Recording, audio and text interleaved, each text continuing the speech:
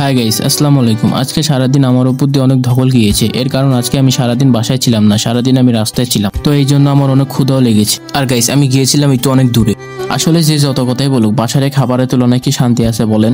যে যেখানেই থাকুক না কেন, অন্য কিছু খেয়ে কি পেট ভরতে পারে? বাসার খাবার না হলে কিন্তু পেট ভরা যায় না। তো গাইস, দেখা যাক ঘরের ভিতরে কি আছে। Let's go. গিয়ে দেখলাম গাইস ভাত আছে, কিন্তু এই ভাতগুলো দুপুরে রান্না করেছে, জুড়ে গিয়েছে। আর গাইস, এদিক দিয়ে দেখি মিষ্টি কুমড়া ভাজিও রান্না করেছে। আর গাইস, এগুলো খেতে আমার একদম ভালো লাগে না গাইস। এগুলো খেতে জানি কিরকম লাগে। তো গাইস, এদিক দিয়ে দেখি আবার মূলা দিয়ে শুটকি দিয়ে রান্না করেছে। তো গাইস, এগুলো আমার একদম ভালো লাগে না।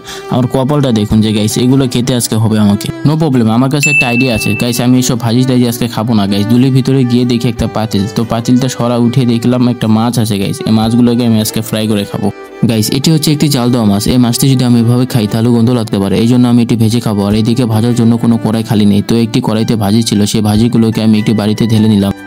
দেন কড়াইটি চুলার উপর বসিয়ে দিলাম। তারপর গাইস, এই মাছটি ভাজার জন্য আমি ব্যবহার করব সরিষার তেল। সরিষার তেল দিয়ে মাছ ভাজলে তো আরো খেতে সুস্বাদু হবে। তো গাইস, সরিষার তেলের বোতলটি নিলাম, দেন ঢেলে দিলাম। কড়াইটি নিয়ে তেলটি ঢেলে দিয়ে কারেন্টের চুলার সুইচটি অন করে দিলাম, যেহেতু কারেন্টের চুলায় বসিয়েছি। আর এদিকে গাইস, তেলটি গরম হতে থাকুক, আমরা একটু অপেক্ষা করতে থাকি।